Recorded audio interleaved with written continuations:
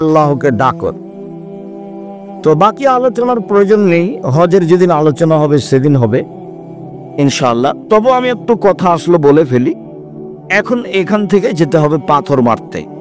প্রথম দিন সবচেয়ে বড় জামরায় পাথর মারতে হয়, 7টা পাথর মারতে হবে। রাসূলের সুন্নাতে পাথর মারতে হলে বাম দিক দিয়ে উঠতে হবে, ডান সাইড দিয়ে নয়। উঠার সময় আপনাকে হাতের বামে হাঁটতে হবে। প্রথম দ্বিতীয় ছেড়ে তৃতীয়টায় গিয়ে পাথর মারতে হবে, 7টা পাথর আল্লাহু আকবার বলে। সেটা হলো বড় জামরা। আজ হলো 10 তারিখ। 10 তারিখের 1 নম্বর কাজ পাথর মারা। বলতে গেলে চাঁপাইনবাবগঞ্জের ভাষাতে আমরা যখন মক্তবে পড়তাম তখন আমরা বলতাম অজু শেষে এই দোয়া পড়তে হয়। যারা হজ করতে যায় তাদের এভাবে মুখস্থ করা উচিত আমি মনে করি। কেননা আমার বুঝে 1999 জন মানুষের হজ হয় না, বরং হজ করতে গিয়ে পাপ করে আসছে। আর সবাই মিলে সপরিবারে তো উমরা করতে গেছে, এটা তো একটা আস্ত ফ্যাশন, আপনি তো জানছেন। ছবি আর ছবি, কত ছবি তুলছে আর কত কি করছে। ধর্ম কোথায় গেছে? ধর্ম কে মানে? ধর্মের কে দাম দেয়? ধর্ম তো একটা নিয়মের নাম। নিয়ম তো কঠিন জিনিস, নিয়ম কঠিন জিনিস। ধর্ম একটা নিয়মের নাম। নির্ধারিত দিনে, নির্ধারিত স্থানে, নির্ধারিত নিয়মে এক বিশেষ ইবাদতের নাম হজ। নির্ধারিত নিয়মে অনির্ধারিত দিনে, নির্ধারিত নিয়মে অনির্ধারিত দিনে, নির্ধারিত স্থানে এক বিশেষ ইবাদতের নাম উমরা। মানে অনির্ধারিত সময়ে যখন তখন চলে। আর হজ নির্ধারিত সময়ে, নির্ধারিত নিয়মে, নির্ধারিত স্থানে এক বিশেষ ইবাদতের নাম হজ। কারো কথা চলে না। আমি তো বহুদিন বলেছি যে হজ ক্যাম্পে ঢুকে দেখছি যে লাভবাইক বলছে, পাগড়ি বাঁধা আছে বিশাল। তো ভাইজান আপনি এখানে লাভবাইক পাচ্ছেন কেন? ও তো এলাম লামে। তখন বলছে বাড়ি থেকে বললো হবে। তা আমি কি বলবো? তো সেটা নিজের মতো করে নিয়েছে মানুষ। সেই দিনের 1 নম্বর কাজ পাথর মারতে হবে। জুলহিজ্জার 10 তারিখের 2 নম্বর কাজ কুরবানি করতে হবে। জুলহিজ্জার 10 তারিখের 3 নম্বর কাজ মাথা নেড়ে করতে হবে।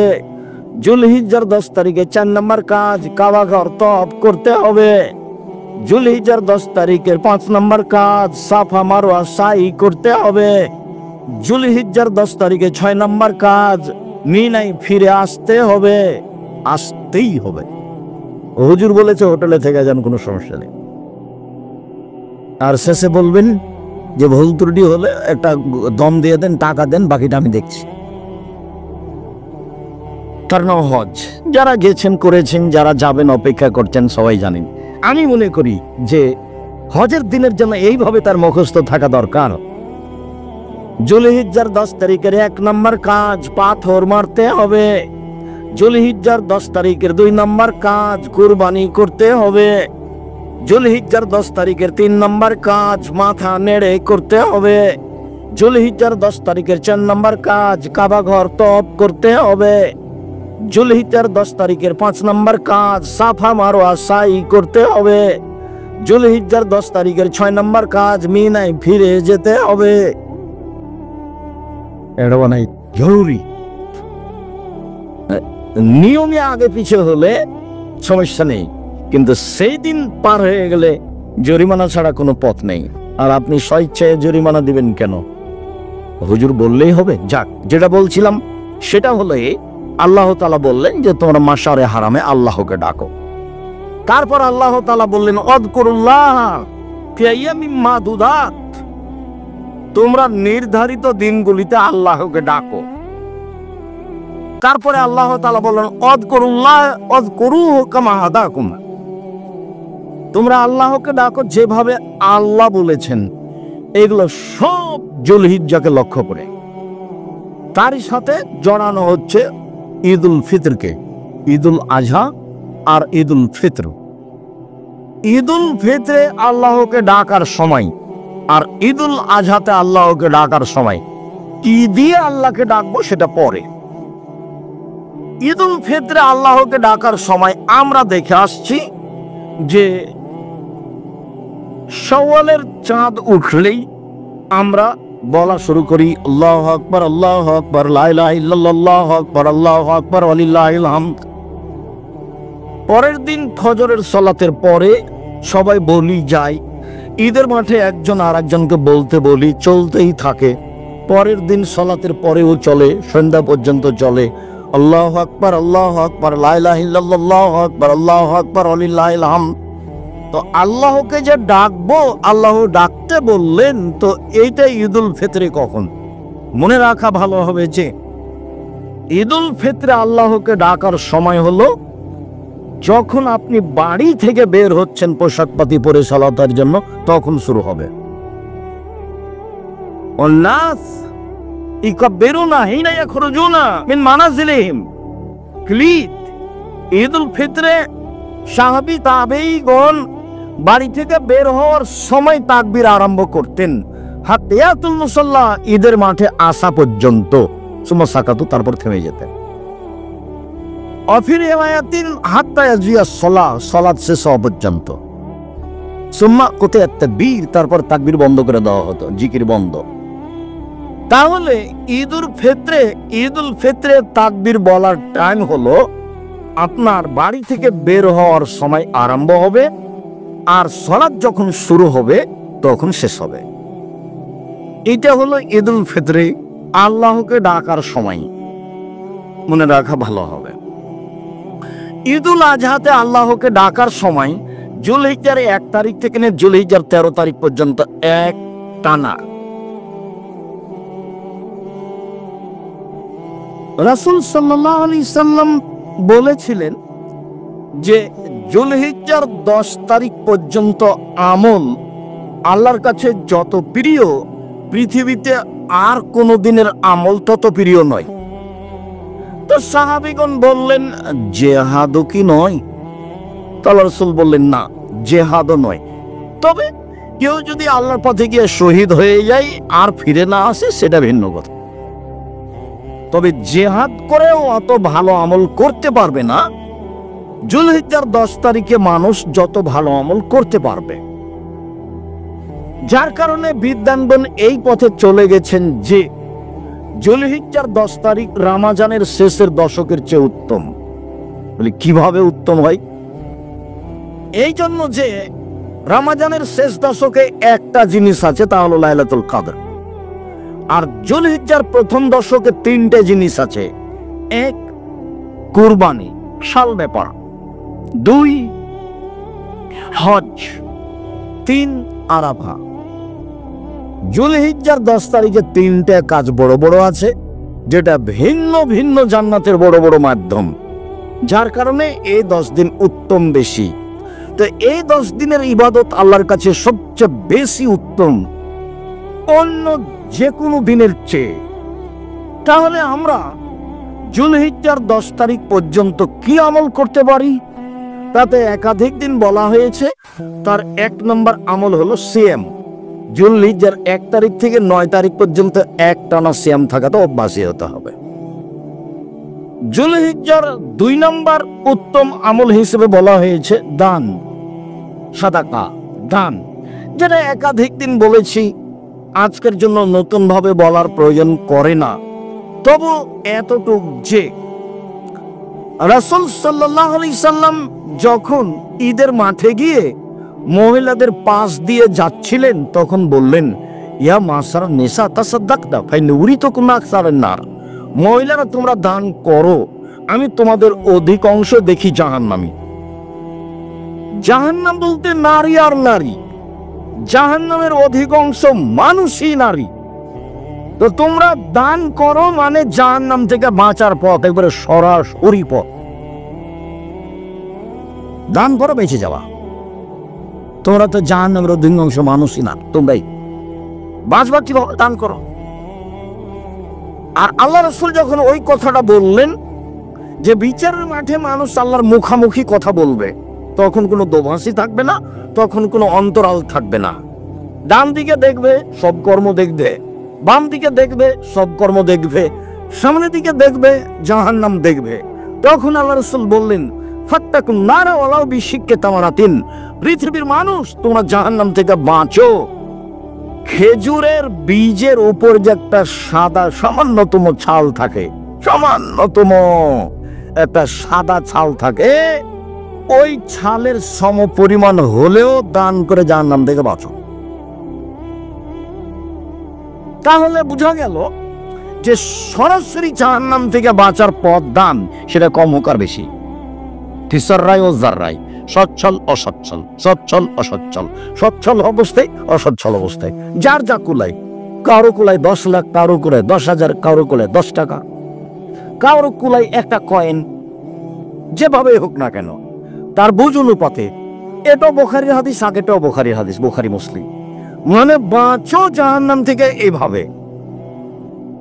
তো যুলহিজ্জার 1 থেকে 10 পর্যন্ত, 13 পর্যন্ত 2 নম্বর কাজ হলো দান। যুলহিজ্জার 1 থেকে নিয়ে 10 পর্যন্ত 3 নম্বর কাজ হলো জিকির, যেটা এই আল্লাহু আকবার, সুবহানাল্লাহ, আলহামদুলিল্লাহ। যুলহিজ্জার 1 থেকে নিয়ে 10 পর্যন্ত, 13 পর্যন্ত 5 নম্বর কাজ হলো ইস্তেগফার। এই কয়েকটার সমন্বয়ে আল্লাহকে ডাকা হবে যুলহিজ্জার 1 থেকে নিয়ে 13 পর্যন্ত। একটা দলিল পেশ করি, তারপর আবার আমরা জিকিরে আসছি। আব্দুল্লাহ ইবনে উমর আর আবু হুরায়রা দুইজন ইখরাজানে ইলা সুকে ফি আইয়ামিল আসরে ওয়া ইকবিরানে। আব্দুল্লাহ ইবনে উমর এবং আবু হুরায়রা তারা যুলহিজ্জার 1 তারিখ থেকে নিয়ে 10 তারিখ পর্যন্ত বাড়ি থেকে বাজারের দিকে যেতেন। ওয়াইকবেরানে দুইজনই তাকবীর পাঠ করতেন। ওয়াইকবের নাস বে তাকবীরে হেমা, তাদের দুইজনের তাকবীরে আরো জনগণ তাকবীর পাঠ করত। আপাতত বুঝলাম যে ঈদুল ফিতরের তাকবীর হলো বাড়ি থেকে বের হওয়া হতে ঈদের মাঠে পৌঁছা পর্যন্ত বা সালাত পর্যন্ত। আর ঈদুল আজহাতে তাকবীর পড়তে হবে 1 তারিখ থেকে নিয়ে 13 তারিখ পর্যন্ত। এইটা বুঝলাম। এখন তাকবীর কি পাঠ করব? তাকবীরে আব্দুল্লাহ ইবনে মাসউদ থেকে যেটা সরাসরি বোঝা যায় সেটা হলো এই, আব্দুল্লাহ ইবনে মাসউদ আয়ামে তাশরিকে পড়েছিলেন আল্লাহু আকবার, আল্লাহু আকবার, লা ইলাহা ইল্লাল্লাহ, আল্লাহু আকবার, আল্লাহু আকবার, ওয়ালিল্লাহিল হামদ। এইটা সরাসরি পাওয়া যায়। এছাড়া সরাসরি আর কোনো তাকবীর পাওয়া যায় না সহিহ হাদিস দ্বারা। কিন্তু আল্লাহ তাআলা বলছেন যে তোমরা এই দিনগুলিতে আল্লাহকে ডাকো, জিকির করো। তো জিকির কি হতে পারে? তখন আমরা এই যাবত অবশ্য বলতে চাইনি, তো সবটার সমন্বয়ে বলতে চাচ্ছি যে বলা যায় সবচেয়ে উত্তম তাসবিহ যেটা, সেটা জিকির। সেইটা হলো সুবহানাল্লাহি ওয়া বিহামদিহি সুবহানাল্লাহিল আযীম, সুবহানাল্লাহি ওয়া বিহামদিহি সুবহানাল্লাহিল আযীম। সেইটা হলো সুবহানাল্লাহি আলহামদুলিল্লাহি ওয়া লা ইলাহা ইল্লাল্লাহ আল্লাহু আকবার, সুবহানাল্লাহি আলহামদুলিল্লাহি ওয়া লা ইলাহা ইল্লাল্লাহ আল্লাহু আকবার। আর সেইটা হলো সুবহানাল্লাহি ওয়া বিহামদিহি, তখন 100, সুবহানাল্লাহি ওয়া বিহামদিহি, সুবহানাল্লাহি ওয়া বিহামদিহি, সুবহানাল্লাহি ওয়া বিহামদিহি, তখন 100। এছাড়াও বাকিগুলি নিজের মতো। সাথে সাথে কেউ যদি জিকির হিসাবে এটা গ্রহণ করতে চায়, লা ইলাহা ইল্লাল্লাহু ওয়াহদাহু লা শারীকা লাহু লাহুল মুলকু ওয়া লাহুল হামদু ওয়া হুয়া আলা কুল্লি শাইইন কাদির, তখন 100 বার। সুবহানাল্লাহি ওয়া বিহামদির বার হলো 100, আর লা ইলাহা ইল্লাল্লাহু ওয়াহদাহু লা শারীকা লাহু লাহুল মুলকু ওয়া লাহুল হামদু ওয়া হুয়া আলা কুল্লি শাইইন কাদির, এর বার হলো 100। বাকিগুলো আপনার ইচ্ছা মতো। তবে আমরা একটা তাকবীর ছোটকাল থেকে শুনে আসছি ঈদের মাঠে, আল্লাহু আকবার কবিরা, আলহামদুলিল্লাহি কাসীরা, সুবহানাল্লাহি বুকরাতান ওয়া আসীলা। আমি এটা সরাসরি হাদিস দ্বারা প্রমাণ করতে পারিনি, তবে মুসলিম গ্রন্থে যেটা এসেছে দীর্ঘদিনের তদন্তে, সেটা এসেছে এইভাবে, আল্লাহু আকবার কবিরা, আল্লাহু আকবার কবিরা, আল্লাহু আকবার কবিরা, আলহামদুলিল্লাহি কাসীরা, আলহামদুলিল্লাহি কাসীরা, আলহামদুলিল্লাহি কাসীরা, সুবহানাল্লাহি বুকরাতান ওয়া আসীলা, ও সুবহানাল্লাহি বুকরাতান ওয়া আসীলা। এটা এসেছে মুসলিম। তাহলে এইগুলো হলো ডাকা। হয় একটাই ডাকেন আল্লাহু আকবার, আল্লাহু আকবার, লা ইলাহা ইল্লাল্লাহ, আল্লাহু আকবার, আল্লাহু আকবার, ওয়ালিল্লাহিল হামদ। আর না হলে ডাকা হিসাবে এইগুলি, জিকির হিসাবে এইগুলি। আর ইস্তেগফার ধরলে তো একাধিক দিন বলা আছে, আস্তাগফিরুল্লাহ ওয়া আতুবু ইলাইহি, আস্তাগফিরুল্লাহ আল্লাযী লা ইলাহা ইল্লা হুয়াল হাইয়ুল কাইয়্যুম ওয়া আতুবু ইলাইহি, রাব্বিগফিরলি ওয়া তুব আলাইয়া ইন্নাকা আনতাত তাওয়াবুল গাফুর। তারপর সাইদুল ইস্তিগফার, আল্লাহুম্মা আনতা রাব্বি লা ইলাহা ইল্লা আনতা খালাকতানি ওয়া আনা আবদুকা ওয়া আলা আহদিকা ওয়া আদিকা মাসতাতাতু আউযু বিকা মিন শাররি মা সানাতু আবু লাকা বিনি'মাতিকা আলাইহি ওয়া বিযামবি ফাগফিরলি ফাইন্নাহু লা ইয়াগফিরু যুনুবা ইল্লা আনতা। আমরা ঈদকে লক্ষ্য করে তাকবীর অবগত হচ্ছিলাম। এইভাবে আমাদের তাকবীর পড়তে হবে ভবিষ্যতে সময় আসলে। আল্লাহ তৌফিক দান করুক। আল্লাহুম্মা সাল্লি আলাইহি।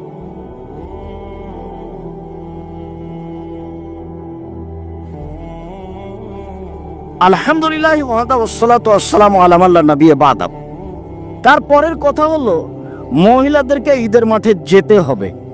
কথা একটা ভালোভাবে মনে রাখবেন, মহিলাদের 5 ওয়াক্ত সালাত বাড়িতে ভালো, জুমার দিনে জুমা মসজিদে ভালো, ঈদের দিনে মাঠে যেতে বাধ্য, যেতেই হবে। মহিলাদের 5 ওয়াক্ত সালাত বাড়িতে ভালো, মহিলাদের জুমা মসজিদে জুমাতে যাওয়া ভালো, ঈদের মাঠে যেতে বাধ্য, যেতেই হবে। যেসব জায়গায় ব্যবস্থা করা হয়নি তার 2টা কারণ। একটা কারণ হলো এই যে ভারত, বাংলাদেশ, পাকিস্তানের শতকরা 95 জন মানুষ মাযহাব মেনে চলেন, আর তাদের গতিতে মহিলারা যদি মাঠে যায় তাহলে মাঠ অপবিত্র হয়ে যাবে, যার কারণে তাদের নিয়ে যাওয়া হয়নি। যা ছিল জুমা মসজিদে, যার কারণে তাদের জুমা মসজিদে আনা হতো না। এখন ধীরে ধীরে ধীরে ধীরে একটু আগিয়েছে, কিছু কিছু যাচ্ছে।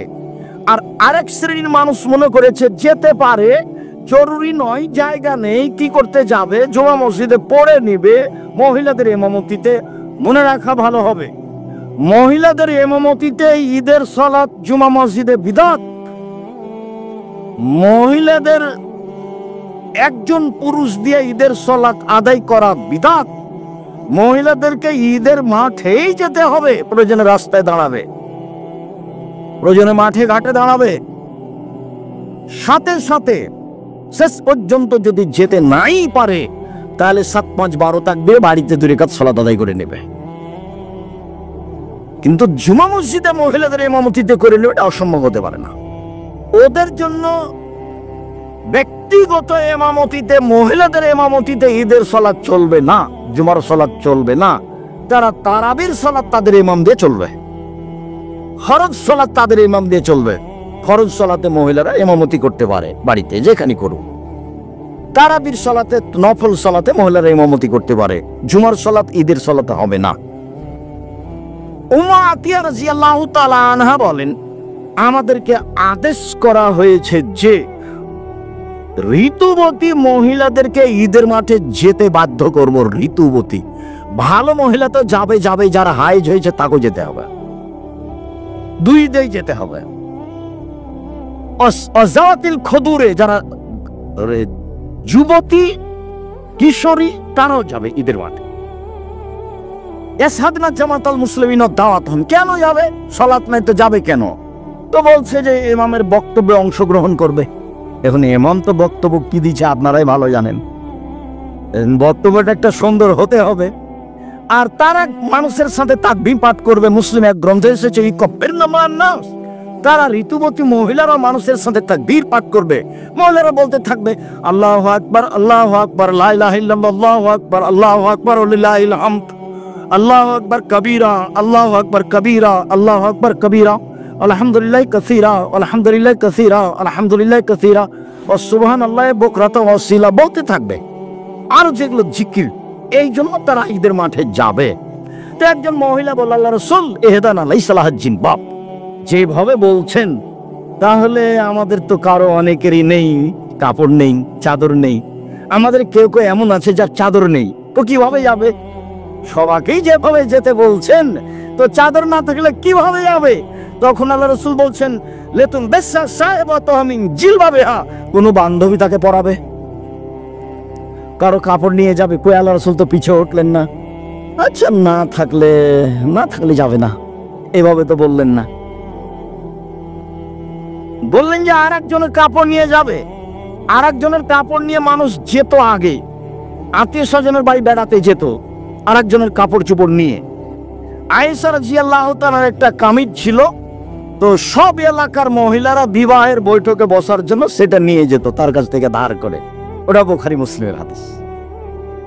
তার একজনের কাপড় নিয়ে যাওয়া যায়, বুখারী হাদিসের অত্র অংশে জোরালোভাবে প্রমাণ হলো যে মহিলাদেরকে ঈদের মাঠে যেতে হবে। ভালোরা তো যাবেই, যারা ঋতুবতী হায়েজ হয়েছে তাদেরকে যেতে হবে, যেতে বাধ্য।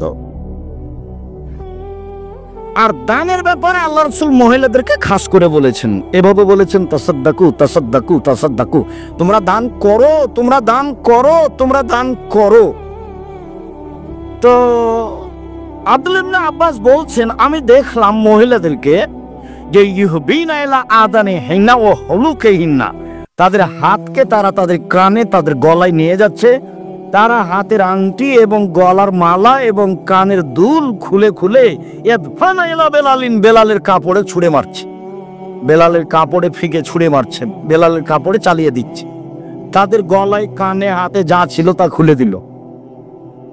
আমিও দিনী বোনদেরকে মনে করি, স্বামী কিছু বলতে পারে, মন খারাপ করতেই পারে, আচ্ছা করলোই, তা আপনার কাছে যা গয়নাগাঠি আছে তা দান করে দিবেন, এটাই ভালো। আর যেসব দিনী বোনেরা বছর বছর জাকাত দিচ্ছে স্বর্ণের, আপনাকে জাকাত দিতেই হবে।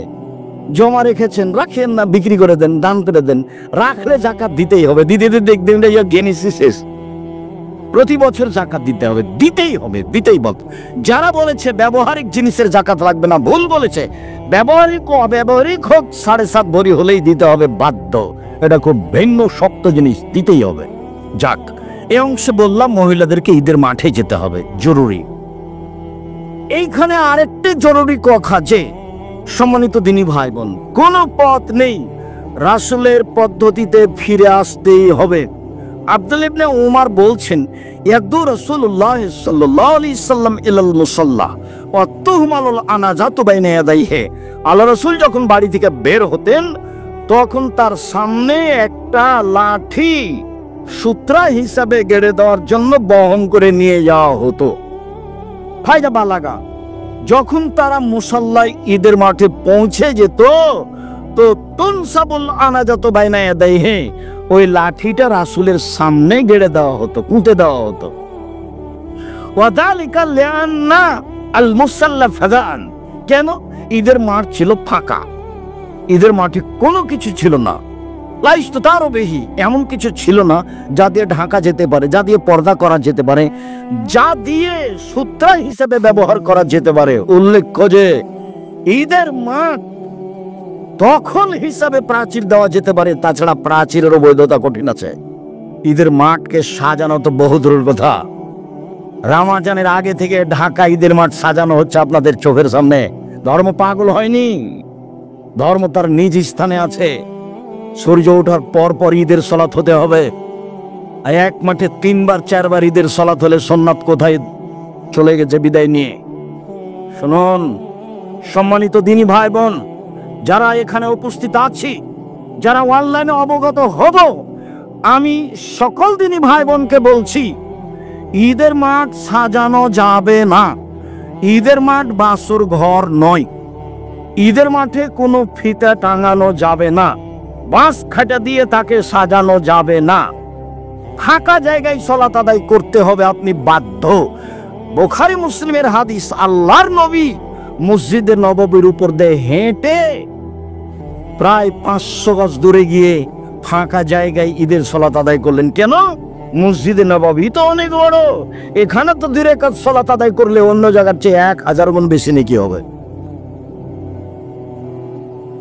আপনি পড়েন, সালাতের উপরে বইটা পড়েন না কেন? পড়েন, এই অংশ আমি আপনার জন্য লিখেছি। দেখেন রাসূল সাল্লাল্লাহু আলাইহি ওয়াসাল্লামের সালাত বনাম পরিচালিত সালাত দেখেন, বের হওয়ার সময় নেন ঈদের জায়গাটা দেখেন। আল্লাহর নবী মসজিদে নববীর উপর দিয়ে হেঁটে চলে গেলেন, 500 গজ দূরে গিয়ে ফাঁকা জায়গায় সালাত আদায় করলেন।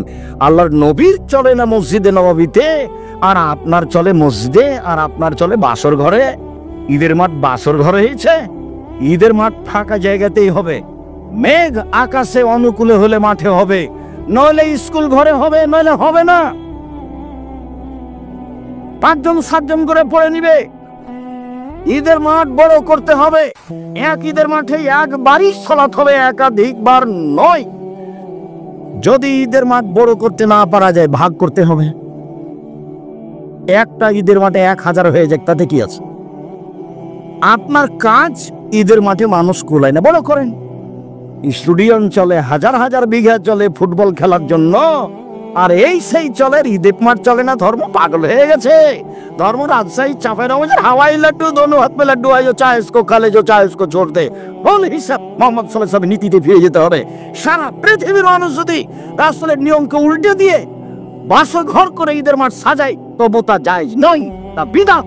এক মাঠে একাধিক সালাত আদায় করা যাবে না, এই নিয়ম রাসূল সাল্লাল্লাহু আলাইহি ওয়াসাল্লামের নয়। এটা থেকে ফিরে আসতে হবে জরুরিভাবে, যে কোনো মূল্যে। ঈদের মাঠে মানুষ ধরে না, মাঠ প্রশস্ত করতে হবে, সম্ভব না হলে মাঠ ভাগ করতে হবে, এটাই শরীয়ত।